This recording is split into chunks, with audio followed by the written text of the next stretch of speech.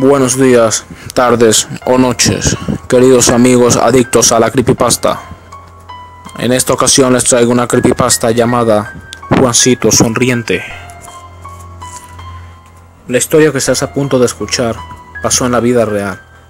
Es la historia de Susana, una niña normal que vivía en la ciudad de Caracas. Vivía con sus padres. Matías, el padre de la niña, era un empresario dedicado a su trabajo. Él laboraba en una de las entidades bancarias más grandes de la ciudad, y Lorena, la madre de la niña, se dedicaba a los labores del hogar. Eran una familia promedio que se dedicaba a hacer lo que hacían las demás familias día a día. A partir de este momento, la historia comienza a volcarse un poco más oscura, y es porque el padre de Susana invirtió una gran cantidad de dinero para mudarse del hogar. Como la mayoría de las familias en Caracas, no era excepción que Susi, como se hacía llamar en su lecho familiar, y su familia vivieran en un apartamento. Matías compró una casa enorme, preciosa y vieja a su vez.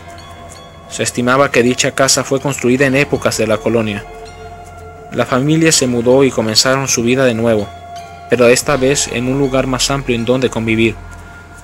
Una noche los padres de Susana se dieron de algo inusual en el comportamiento de su hija. La niña se levantó de su cama y se dirigió a un espejo enorme que había en la sala de la casa. La pequeña niña se sentó y comenzó a hablar con el espejo, como si hubiese alguien que la escuchase en su interior. Los padres no se percataron que lo que observaron esa noche iba a ser el comienzo de una pesadilla. Ellos simplemente se acercaron y le dijeron a la niña que no era buena idea para jugar con su amigo imaginario a estas horas de la madrugada. Un caso aún más perturbador sucedió a la siguiente noche. Lorena se encontraba durmiendo. De hecho, su esposo aún no había llegado a casa. De repente algo interrumpió el sueño de la señora. La sorpresa era que Susana estaba parada en la puerta de su habitación. Su rostro no mostraba sentimiento alguno. Solamente la observaba. La madre intentó hablarle y le preguntaba que qué era lo que sucedía, si le pasaba algo, estaría bien, pero la niña hacía caso omiso a las interrogantes de su madre. La chiquilla permaneció en ese estado alrededor de 20, como máximo 30 minutos. Después se dio media vuelta y se marchó de nuevo a su habitación, como si nada hubiese pasado. Los días pasaban y eran innumerables los extraños acontecimientos que sucedían a diario en la casa. Lo extraño era que todo eso sucedía solamente durante la noche. Los padres decidieron llevar a la niña a varios psicólogos, los mejores de la ciudad. Es más, hasta llevaron al psiquiatra porque temían que su niña estuviera pasando por alguna especie de trastorno mental. En todas partes las referencias médicas arrojaban resultados positivos. Los médicos no sabían por qué razón llevaban a esa niña a sus servicios. Todos los doctores por los que pasó Susana decían lo mismo. Susana es una niña ejemplar, inteligente, extrovertida, y no hay nada que la diferencie de las demás niñas. No veo motivo para orientarla. Es más, creo que ustedes lo están haciendo muy bien. Era raro. El caso es que lo más psicodélico de la historia comenzaba durante las noches. De hecho, Susana actuaba normalmente durante el día. Hacía lo que cualquier otra niña hacía, jugaba con sus muñecas, con su consola, leía libros, inclusive asistía a la escuela a diario. Nadie iba a pensar que la pequeña víctima era que la perturbaba durante las noches. Una noche Matías no podía pegar el ojo, se sentía inquieto y no podía dormir.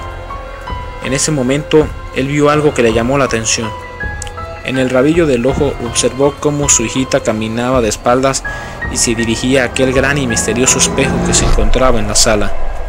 Aquel espejo con el que su hija hablaba. Matías se acercó a su niña, la cual estaba muy entretenida conversando con su propia figura. Él se agachó, colocó delicadamente la mano sobre el hombro de su niña y le dijo: «¿Qué estás haciendo, mi amor?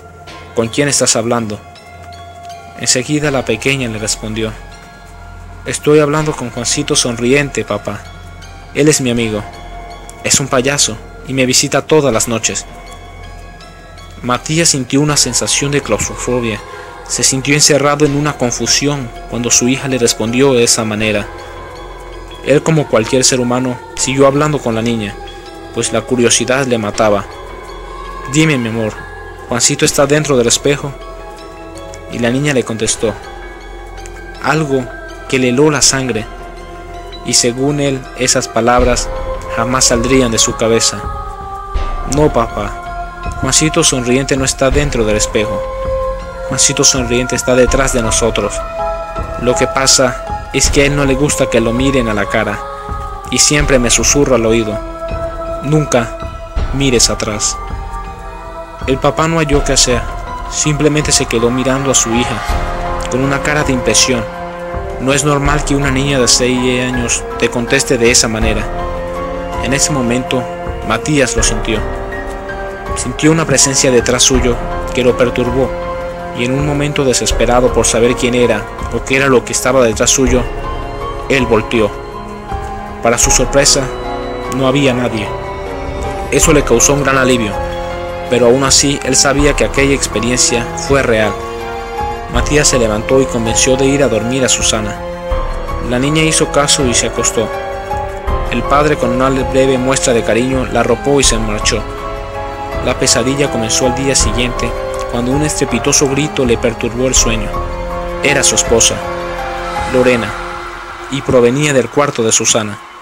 Matías se levantó como un loco de la cama, salió al pasillo y en pocos segundos había llegado a la habitación de su hija.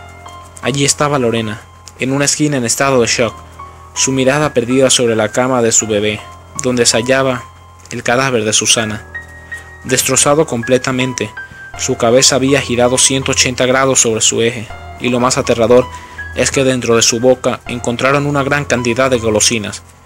Lo más aterrador es que en la pared de la habitación había un texto escrito con la sangre de la niña, donde decía claramente lo siguiente: ella te dijo que no miraras atrás. Esta historia me la contó Marlon, el hermano de Matías. Él me comentó que Lorena fue internada en el hospital psiquiátrico de Caracas. Ella no volvió a ser la misma. En cuanto a Matías, bueno, él se suicidó.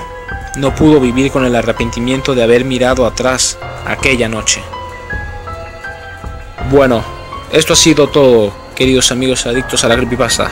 Si les gustó la creepypasta, denle like, compartan el video y suscríbanse al canal. Hasta la próxima.